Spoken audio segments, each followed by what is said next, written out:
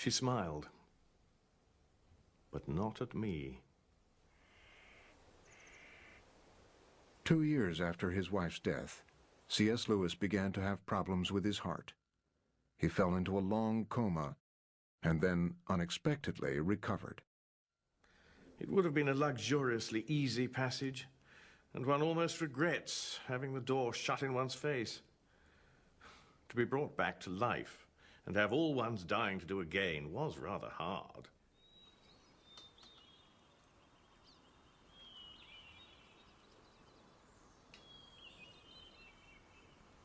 I would like everything to be immemorial. To have the same old horizons, the same garden, the same smells and sounds. Always there, changeless. Autumn is really the best of the seasons. And I'm not sure that old age isn't the best part of life. But of course, like autumn, it doesn't last.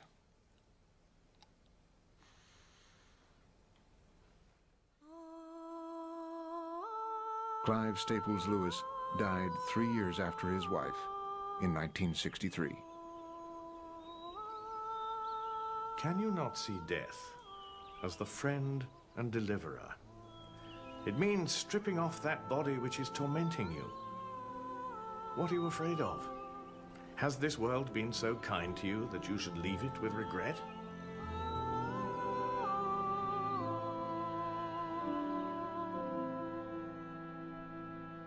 How do you equate an omnipotent, all-loving being with what we've come to expect and experience in our lives? How do we cope with the problem of suffering? There is no solution to the problem of death. Period. There's nothing more to say. There is no solution. What do you mean, no solution? I don't know. Looking for a solution. You mean a reconciliation? Right. Yes, there's no reconciliation. I think the definitive explanation, as far as from the spiritual worldview, is what was said in the book of Job. And this is a book that I cannot understand, and there is no answer to it. There is a wager. God's a sadist in that. Exactly. God's a total sadist. Okay, there is a wager between God and the devil. Okay. And we're back into dualism. And the wager is Job only obeys you because you've blessed him. And God says, fine, torture him, devil. Do everything, but you can't kill him. And so he's tortured to the extreme, loses all his children, wealth, gets boils. And at the very end, you know, when his wife is telling him, curse God and die, he says, no, I will remain faithful. Okay, but he still wants an account from God. Why are you doing this to me? I have not been sinful. I have not committed anything that deserves this. So why do you believe? I'm sorry? So why do you believe? Because, as Lewis says, faith, the problem of pain is only a problem because one believes in the spiritual worldview. In other words, faith creates the problem of pain. Right. So just get rid of the faith and that's it. There is no God. Then there's no problem. Which you then go back and logically try to justify, although you... I don't justify the problem of pain. Yeah, I'm angry about the problem of pain, as you can tell. Right. Yes. It's a horrible concept, and it's one that I cannot reconcile logically with a loving God. I cannot reconcile it. Huh. You should be an atheist. You really should. You should try it, just for a year and see how it goes. Because, you know, seriously, you'd be fine. Hell, you'd be fine. We're not going to have any proselytizing. Yeah, he's the only one at the table. How about change it? I believe in free will. I have no choice. So what theory of the universe makes most sense given the data? If you start with the premise that God is omnipotent, omniscient, and benevolent, and then you run up against the data that bad things are happening to good people for no particular reason, it seems as though you can't reconcile the data to your theory. I don't think I can know what I really believe unless I'm challenged and face something that's beyond my capacity to deal with. Those moments when I've had periods like that, it really has, in a funny way, been strengthening to me, because I say, you know, it's great during the good times, but during the challenging moments, you know, when friends are going through a divorce or they lose a child, and it does matter what you believe. It absolutely matters. One of my children got cancer in perfect health. I just got a call from college one day. And it was such a horrible experience. I mean, it's much more horrible than getting it yourself, because there's nothing you can do. And the thing that amazed me about it was that in my worst moments, I realized that I still thought that life was beautiful. And that I still thought that in some way that I couldn't see then, things were all right.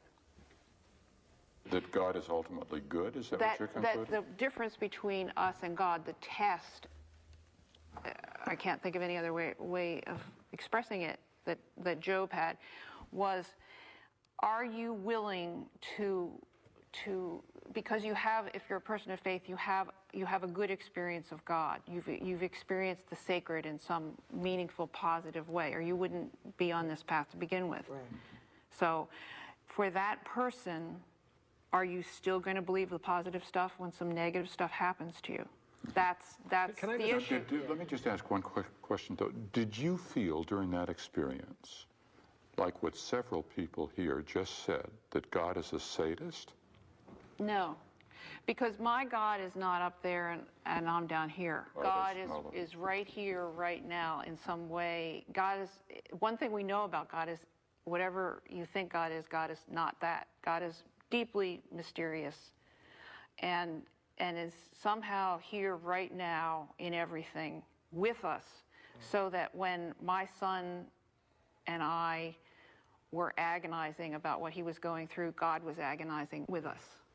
Now, how do we resolve and come to terms with what Freud called the painful riddle of death?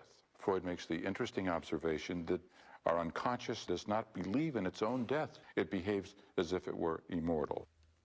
Perhaps Lewis would say that our minds refuse death because death was not part of the original plan of creation. Does our worldview actually help resolve this problem? And how does this work in terms of people whom you've seen in your own family or your own friends end up their lives? Well, it absolutely affects your life and the way you deal with death.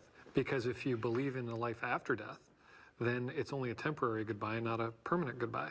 Right. So that's very comforting. So I could see it being incredibly comforting, and that's precisely Freud's argument. That's exactly what we'd wish it to be, and therefore it's not surprising that people would come to believe in this sort of thing. Now, if you don't believe in an afterlife, as I do, I'm not sure what I believe. As I say, I'm agnostic. I don't believe in an afterlife because I've seen no evidence of it. It makes death frightening. And I'm afraid of dying. I'm afraid of dying because of the unknown. I don't know what lies next. I also know that if I die, I won't be able to see other people. I suppose I wouldn't know the difference, but if people around me die, that could be it forever. And that's obviously extremely painful. And I don't have something to latch on to say, well, you know what, could be a few more years and join them in a better place. It might be it forever.